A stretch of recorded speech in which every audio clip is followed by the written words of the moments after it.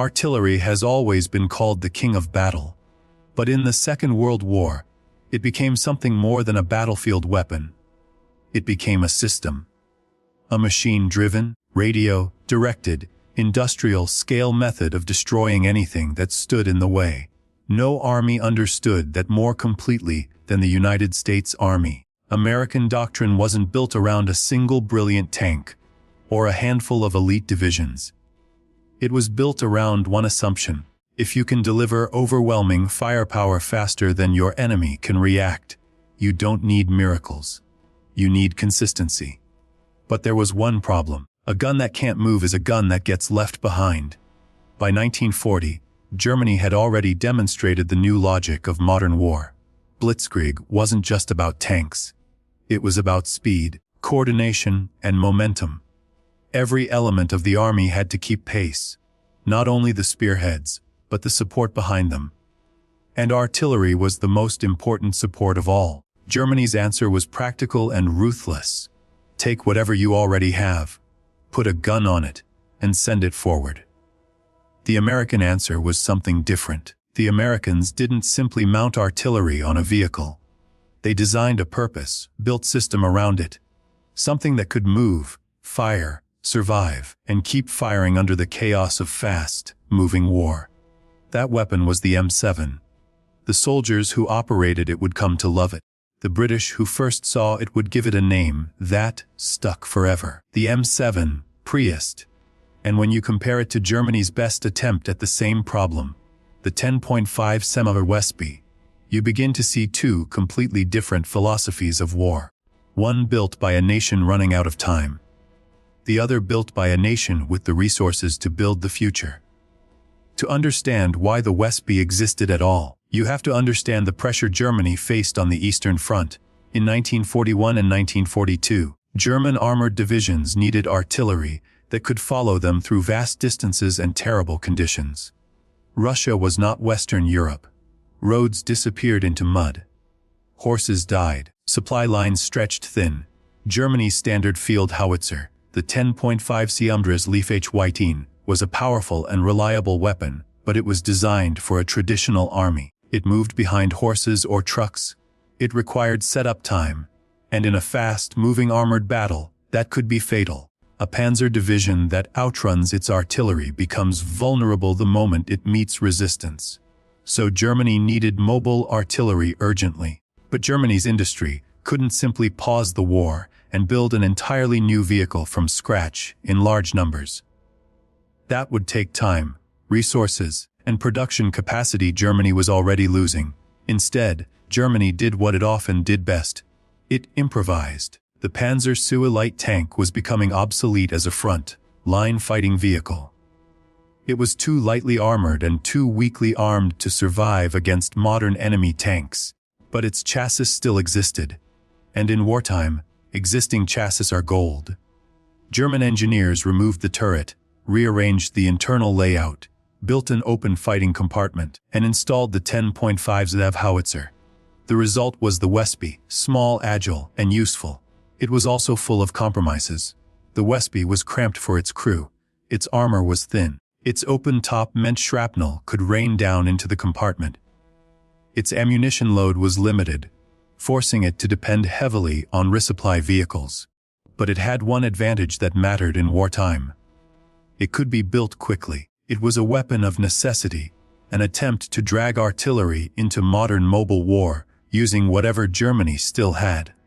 Now compare that to the American approach. The United States entered the war with a very different mindset. American planners weren't thinking in terms of battlefield improvisation. They were thinking in terms of standardization, mass production, and long-term mechanization. American armored divisions were designed to fight as combined arms machines. Tanks, infantry, engineers, artillery, and logistics moving as one body, and artillery needed to move with them. By 1941, U.S. planners knew that to support armored warfare properly, they needed a self-propelled howitzer that could fire hard, move fast, and survive long enough to keep firing again tomorrow. Early prototypes existed, but American designers made a decision that would shape everything. They would not build their artillery vehicle on a light chassis. They would build it on a medium tank chassis. The result became the M7 Priest, standardized in 1942. It was built on the same family of machinery as American medium tanks, using a powerful and dependable engine, rugged suspension, and heavy-duty components already proven in armored service. This meant the Priest wasn't merely a gun carrier. It was a battlefield workhorse. The Priest's main weapon was the American 105 mm howitzer, accurate, reliable, and perfectly suited to both indirect fire and emergency direct fire.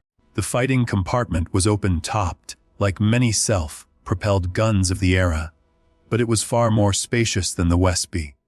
And for protection, it carried something the Germans could not easily match on their lighter vehicle, a 50 caliber Browning machine gun, mounted on a raised ring. When British soldiers first saw that machine gun position, they thought it resembled a church pulpit, so they nicknamed the vehicle Priest. The name spread across the Allied armies, and it became legendary. Now, on paper, the WWII and the Priest seem like similar weapons. Both mount a field howitzer of roughly the same caliber. Both are designed to support armored forces. Both are open, topped, and vulnerable to airbursts and shrapnel. But on the battlefield, what separated them was not the size of their guns. It was the scale of what they could sustain. Start with ammunition. This single factor often decides whether artillery dominates a fight or fades out halfway through it. The WWII carried roughly 30 to 32 rounds of ammunition on board. That sounds like a lot, until you consider what artillery does during a real engagement. Artillery is not a single-shot weapon. It fires again, and again, and again. A battery might fire dozens of rounds in minutes if an enemy assault forms, if a defensive line needs to be broken, or if battery fire must suppress enemy guns. The WWII's limited onboard ammunition meant it depended heavily on resupply. Once it fired its stored shells, it had to pull back, wait, or rely on ammunition carriers that were often unarmored and vulnerable. In a fast-moving fight, that delay could be deadly. The Priest, by contrast, carried around 60 to 70 rounds depending on configuration. That was an enormous difference. It meant the Priest could support rapid advances and prolonged firefights without immediately running dry. It meant Priest batteries could maintain pressure longer, cover retreats, support breakthroughs, and respond quickly to new targets without waiting for supply trucks to catch up. In combat, that endurance matters, because artillery is not just about firepower, it's about being available when it's needed most. Now consider mobility. The WWII was based on a light tank chassis. That gave it decent speed, and it could follow panzer formations, at least when fuel was available and terrain allowed. But it was still a light platform with limited capacity. The Priest was built on a heavier, stronger chassis more comparable to the tanks it supported. Its suspension and engine were designed for long-distance movement under load. Its tracks were wider. Its cross-country performance was better, especially in mud, broken ground, and rough terrain. This wasn't just about speed. It was about reliability. A vehicle that breaks down becomes a target. A vehicle that can't be repaired quickly becomes abandoned. And a vehicle that can't keep pace becomes irrelevant. The Priest earned a reputation for being mechanically tough. It could march long distances with armored divisions, fire all day, and still move again tomorrow. That reliability became part of why crews trusted it. And crew trust matters, because artillery crews live with constant danger. Which brings us to protection. Neither the WWII nor the Priest was fully protected like a tank. Both were open-topped. Both could be killed by airburst artillery, mortar fragments, or a well-placed shell. But protection is not only about surviving direct hits. It's also about surviving fragments, small arms fire, and the hazards of moving close to the front. The WWII's armor was thin, especially because it was built on a light tank chassis. It could stop some small arms fire, but it could not provide strong protection against heavier threats. And its smaller hull meant less internal space, which increased the danger of ammunition being struck. The priest's armor was thicker in key areas. Its larger chassis gave it a better margin of survivability. Its internal layout was more forgiving. And that mattered when artillery came under counter, battery fire, when shrapnel rained down, or when the vehicle had to push closer than intended. But perhaps the biggest protection advantage wasn't armor.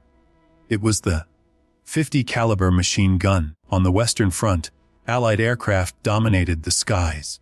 But German aircraft and ground threats still existed. Infantry with anti-tank weapons could ambush support vehicles. Light vehicles could be swarmed. The priest's heavy machine gun gave crews a powerful defensive tool. It could engage infantry, suppress threats, and even fire at low-flying aircraft in emergencies.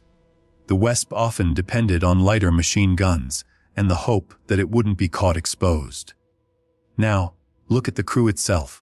This is where design becomes human. The WWII's crew worked inside a cramped compartment. The gun breech occupied space. Shells were stacked tightly. The crew had limited room to move. In prolonged firing, this environment became exhausting and chaotic. Hot metal, smoke, shouting, heavy shells moving in tight quarters. Every second became physically demanding. The priest was built bigger, and it used that size to benefit the men operating it. Its fighting compartment allowed more space for movement, loading, and coordination. American crews could maintain higher, sustained rates of fire, not because they were stronger or braver, but because the vehicle allowed them to work efficiently. In artillery, efficiency becomes firepower, and firepower becomes survival, because the best artillery system is often the one that can keep firing while the enemy begins to break. All of these advantages, ammunition, mobility, reliability, crew efficiency, combined into a weapon that shaped not just a battle, but a doctrine. The priest wasn't simply used by American forces, it was adopted by allies as well. Under Lend-Lease and wartime cooperation, the M7 became part of the British and Commonwealth war effort. It served in North Africa, Italy, and Northwest Europe. British forces appreciated its effectiveness immediately. It gave them mobile artillery that could follow armored columns in desert conditions and deliver devastating fire support with speed and accuracy. However, the British had a logistical issue. Their artillery system relied heavily on the 25-pounder gun, and the priest's American 105-pounder ammunition was not interchangeable. That created supply complications.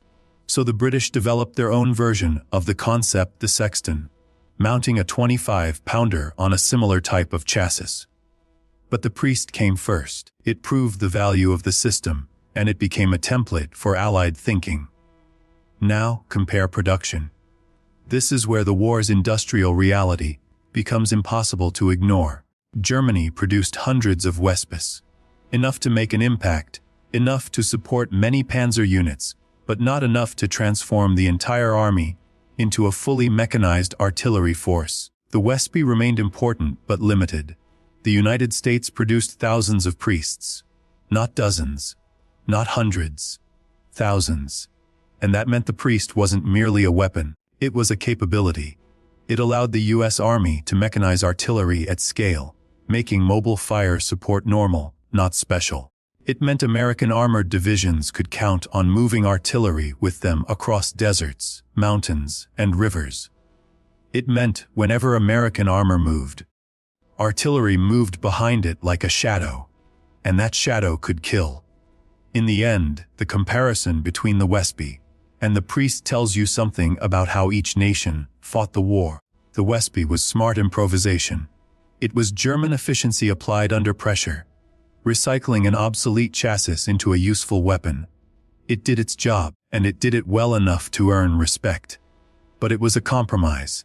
It existed because Germany did not have the time or resources to do much else.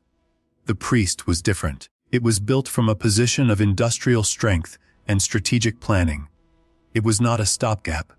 It was a system designed to win battles repeatedly, in every theater, for years. The priest could fire longer, move farther, carry more, survive more, and keep pace with the armored forces it supported.